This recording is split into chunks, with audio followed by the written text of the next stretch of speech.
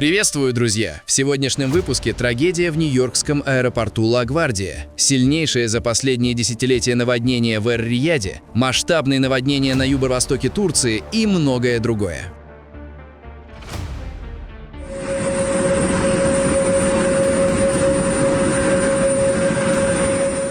Трагедия в нью-йоркском аэропорту Ла-Гвардия. В воскресенье вечером самолет Air Canada Express, выполнявший рейс из Монреаля, столкнулся с пожарной машиной прямо на взлетно-посадочной полосе. В результате инцидента погибли командир воздушного судна и второй пилот. Сообщается о 41 пострадавшем. В больнице доставлены 39 человек, находившихся на борту, а также двое сотрудников наземных служб из пожарного расчета. Столкновение произошло на высокой скорости, когда пожарная машина пересекала полосу, выезжая на другой вызов. Согласно предварительным данным и записям переговоров, причиной могла стать ошибка диспетчера, который разрешил спецтехнике проезд, но слишком поздно осознал опасность и приказал остановиться. Аэропорт Ла-Гвардия был полностью парализован, что привело к отмене более 600 рейсов и масштабному сбою в авиасообщении по всему восточному побережью. Национальное управление по безопасности на транспорте уже приступило к детальному расследованию обстоятельств катастрофы.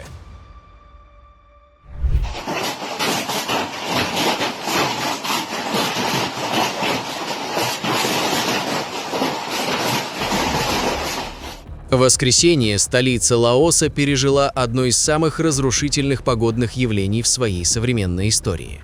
Мощный грозовой фронт обрушил на город Вьентьян град размером с куриное яйцо, а в отдельных районах очевидцы фиксировали ледяные снаряды величиной с теннисный мяч. Ледяные глыбы с грохотом пробивали насквозь черепичные крыши жилых домов и вековых буддийских храмов, оставляя в кровле зияющие дыры. Автовладельцы оказались бессильны перед стихией. Сотни машин оказались с разбитыми вдребезги лобовыми стеклами и искореженными кузовами. Местные жители, привыкшие к тропическим ливням, признаются, что никогда не видели ничего подобного. Град был настолько плотным и тяжелым, что превратил улицы в ледяное месиво за считанные минуты. Метеорологи предупреждают о сохранении нестабильной погодной обстановки в регионе и возможности повторных штормов, призывая население не оставлять транспорт под открытым небом.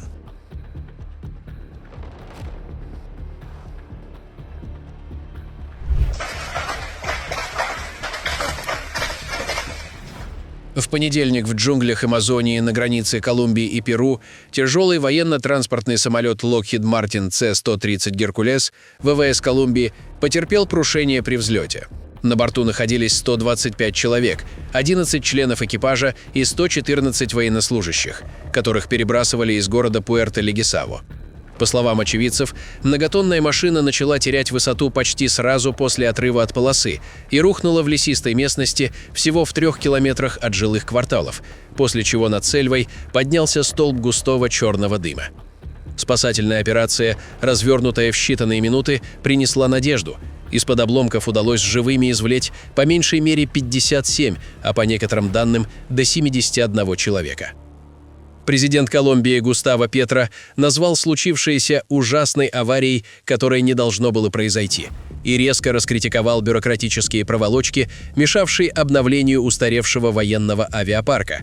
Эта катастрофа уже названа одним из самых серьезных инцидентов в военной авиации страны за последние десятилетия. В казанском жилом комплексе «Легенда» на Аметьевской магистрали обычная поездка в лифте обернулась серьезными травмами. Кабина с пассажиром внутри внезапно резко остановилась. Кадры с камер наблюдения зафиксировали драматический момент, когда из-за резкой остановки и удара мужчина буквально рухнул на пол, получив серьезные травмы обеих ног. Когда двери наконец открылись, пострадавший, не способный встать на ноги от боли, был вынужден в буквальном смысле слова выползать из неисправного подъемника в поисках помощи. Жители элитной новостройки в ярости. По их словам, падение лифта в доме стало пугающей рутиной, а жалобы в управляющую компанию долгое время оставались без внимания. Резонансный инцидент мгновенно вывел ситуацию на федеральный уровень. Прокуратура Татарстана начала масштабную проверку технического состояния всего лифтового хозяйства, а пострадавшему казанцу предстоит длительное лечение и судебное разбирательство с обслуживающей организацией.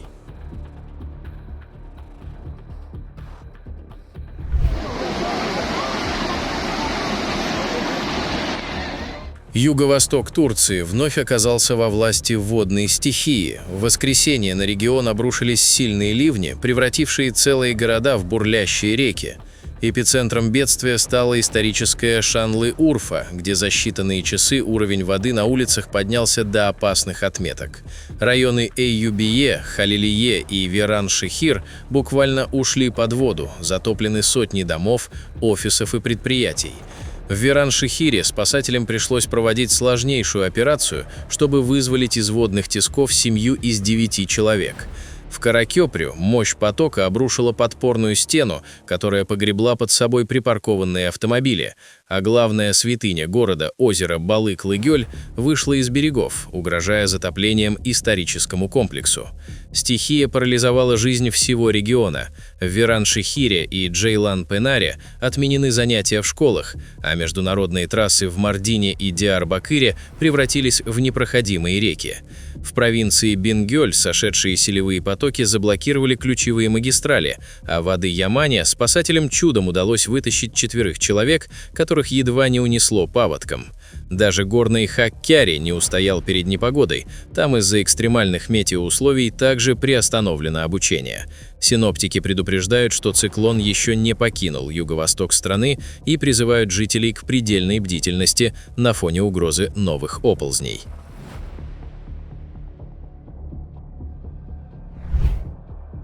В субботу женская однодневная велогонка Милан-Сан-Ремо была омрачена серьезным инцидентом на скоростном спуске с легендарного холма Чипресса. Примерно за 19-20 километров до финиша произошел массовый завал, в который попали несколько фавориток, включая польку Касю Невидаму и Ким Лекурт из Маврикии. Однако наиболее тяжелые последствия падения имело для 27-летней итальянской гонщицы Деборы Сильвестри из команды Лаборал Кучча. Пытаясь избежать столкновения с упавшими впереди спортсменками, итальянка на высокой скорости не справилась с управлением, перелетела через дорожное ограждение и рухнула с обрыва на нижний ярус дороги, пролетев около 3-5 метров. Сцены падения, попавшие в прямой эфир, вызвали шок у комментаторов и болельщиков, так как Сильвестри некоторое время оставалась неподвижной. Медицинские службы оперативно доставили спортсменку в больницу, где врачи диагностировали у нее переломы 5 ребер и микротрещину в области плеча. Несмотря на серьезность травм, сама Дебора позже вышла на связь в социальных сетях, сообщив, что ее состояние стабильно и она настроена на долговременное восстановление и возвращение в спорт. Сама гонка завершилась победой бельгийки Лотте Капецки, которая в напряженном спринте опередила швейцарку Нейми Рюек.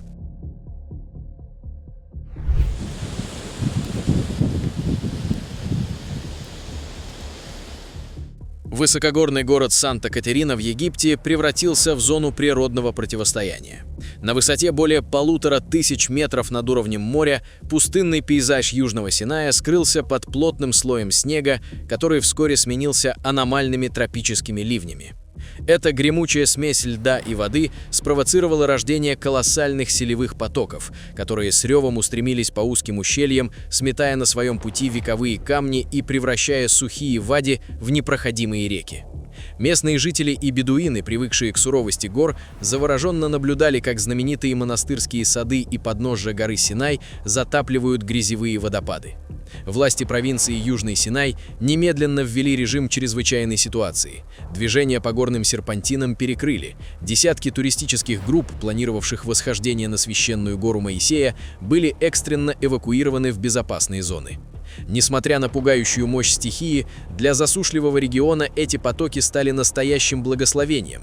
По официальным данным, паводковые воды до краев наполнили подземные резервуары и 4 крупные плотины в окрестностях города, обеспечив местных жителей жизненно важным ресурсом на многие месяцы вперед. Сейчас спасательные службы Египта ведут расчистку дорог от сошедших камней. Доступ к монастырю Святой Екатерины временно ограничен до полной стабилизации погоды. В воскресенье празднование священного праздника Ид-аль-Фитра в Бангладеш обернулось трагедией. По меньшей мере 4 детей погибли при обрушении временного плавучего моста через реку Брахмапутра. Инцидент произошел в округе Мименсингх, когда сотни местных жителей собрались на понтонной конструкции, чтобы насладиться праздничными гуляниями и видом на реку. Хрупкий мост, не рассчитанный на столь массовое скопление людей, не выдержал нагрузки и перевернулся, в результате чего десятки человек оказались в воде. Большинство жертв не смогли выбраться на берег из-за сильного течения и возникшей в воде давки. На место происшествия оперативно прибыли спасательные отряды и водолазы пожарной службы, которые в течение нескольких часов извлекали тела из воды и оказывали помощь пострадавшим. Местные власти инициировали расследование в отношении организаторов праздника, допустивших массовое скопление людей на мосту, не рассчитанном на такую нагрузку. В Хассанском муниципальном округе Приморского края из-за раннего схода снега и установления сухой ветреной погоды начались массовые ландшафтные пожары. Основной причиной бедствия стали неконтролируемые сельскохозяйственные палы и неосторожное обращение граждан с огнем, которые при порывах ветра до 15-20 метров в секунду мгновенно перерастают в неконтролируемую стихию. Огонь охватил тысячи гектаров территорий. Пострадали в том числе сопки в районе поселков Бамбурово, Рязановка и Славянка, где полоса пламени в ночное время растянулась на несколько километров. По состоянию на 23 марта общая площадь, пройденная огнем в округе, превысила 8 тысяч гектаров, что потребовало введения особого противопожарного режима и привлечения сотен спасателей, а также спецтехники и добровольцев для защиты населенных пунктов. Несмотря на круглосуточную работу пожарных подразделений и локализацию крупнейших очагов, ситуация остается напряженной из-за отсутствия осадков и сложного рельефа местности, препятствующего подходу наземных сил. Правоохранительные органы уже возбудили несколько уголовных и административных дел в отношении установленных виновников в поджогах, которым грозят крупные штрафы и иски о возмещении ущерба природе.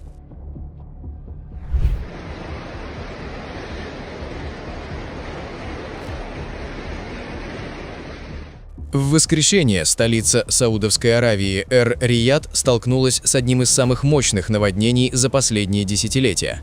Пустынный мегаполис, привыкший к зною, оказался во власти тропического шторма. За несколько часов на город обрушилась многомесячная норма осадков. Главные транспортные артерии столицы превратились в бурные реки, в которых тонули десятки автомобилей. Стихия парализовала жизнь города, были затоплены подземные переходы, тоннели и первые этажи зданий, а международный аэропорт имени короля Халида столкнулся с массовыми задержками рейсов. Глава службы гражданской обороны сообщил о проведении более 100 спасательных операций по вызволению людей из водных ловушек. При этом власти призвали жителей оставаться дома из-за риска схода селевых потоков в пригородах. Ученые связывают столь аномальную интенсивность ливней с резким изменением климата в регионе. Городские службы Эр-Рияда экстренно мобилизовали всю имеющуюся спецтехнику для откачки воды с затопленных магистралей.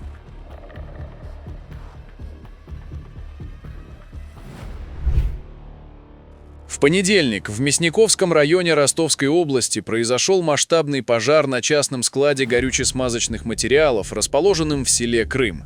Сообщение о возгорании на улице Больше-Сальской поступило в экстренные службы в первой половине дня, когда огонь быстро распространился по территории предприятия, охватив 3 здания.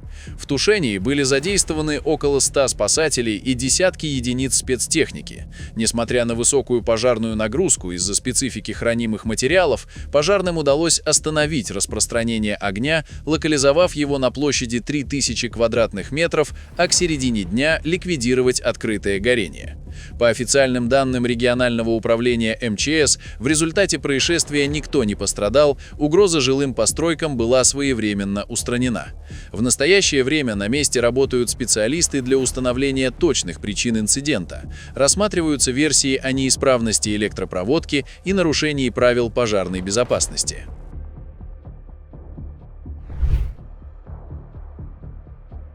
Северный Эмират Объединенных Арабских Эмиратов Рас-эль-Хайма в понедельник оказался в эпицентре мощнейшего климатического удара. После нескольких дней экстремальной жары на регион обрушились тропические ливни, превратившие сухие русла рек в ревущие потоки, которые в считанные минуты затопили жилые кварталы и скоростные шоссе. Кадры из эпицентра событий напоминают апокалиптический фильм. Мощные селевые потоки сносят припаркованные внедорожники и затапливают первые этажи вилл, а небоскребы скрываются за стеной серой воды. Полиция Эмирата перекрыла все дороги, ведущие к популярной горной вершине Джебель-Джаис, опасаясь оползней и обрушения трасс. Спасательные службы работают в авральном режиме. Вертолеты Национального поисково-спасательного центра патрулируют горные районы, чтобы эвакуировать туристов и местных жителей, оказавшихся в водных ловушках. Власти Объединенных Арабских Эмиратов уже объявили о переходе школ и государственных учреждений на дистанционный режим работы, пока коммунальные службы пытаются справиться с беспрецедентным объемом воды, который ливневая канализация оказалась просто не в состоянии поглотить.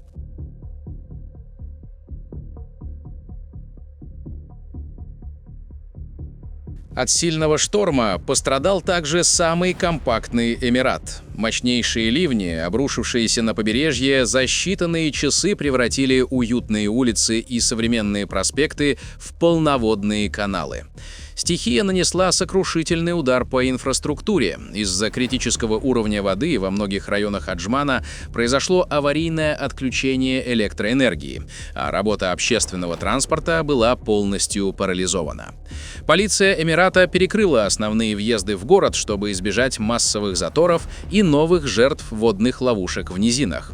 Спасательные отряды в режиме нон-стоп вели эвакуацию жителей первых этажей и вызволяли заблокированных в машинах водителей.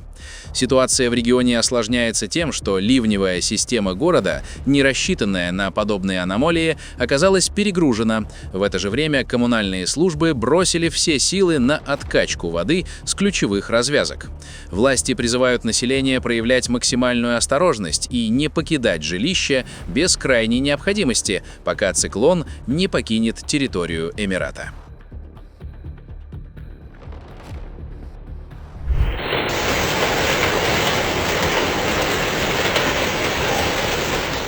Ледяной шторм в тропиках. Север Вьетнама в минувшие выходные превратился в зону стихийного бедствия из-за разрушительных гроз с крупным градом. Причиной аномалии стало столкновение волны холодного воздуха с резко прогретой атмосферой, что спровоцировало нестабильность в небе над провинциями Шонла, Фудхо и Лаокай. В течение 15 минут с неба сыпались ледяные снаряды диаметром до 3 сантиметров, сопровождаемые шквалистым ветром, который буквально сбивал людей с ног и заставлял водителей в панике бросать машины у обочин. Основной удар стихии пришелся по сельскому хозяйству, которое является сердцем региона. В провинции Шонла, особенно в коммуне Пхенгхай, фермеры со слезами на глазах осматривают уничтоженные сады. Град превратил цветущие сливовые плантации в месиво из сбитых плодов и поломанных ветвей. В провинции Лаокай ярость природы была еще ощутимее. Там ветер срывал крыши с домов и крушил постройки. Метеослужбы предупреждают о сохраняющейся в регионе угрозе повторных штормов. Редкое явление Стив появилось на ночном небе в Австралии и Новой Зеландии во время геомагнитной бури в ночь на 23 марта. Стив — это атмосферное явление, которое выглядит как длинная светлая полоса на небе. Полоса окрашена в оттенки фиолетового и зачастую сопровождается краткими зелеными всполохами. Она имеет ширину 25-30 километров и длину от 100 до 1000 километров. Один из предполагаемых механизмов свечения заключается в том, что возбужденный азот распадается и взаимодействует с кислородом с образованием светящегося оксида азота. Согласно анализу данных спутника SWARM, выполненного Эриком Донованом, это явление было вызвано 25-километровой лентой горячего газа с температурой 3000 градусов Цельсия, находящейся на высоте 300 километров и двигающейся на запад со скоростью 6 километров в секунду.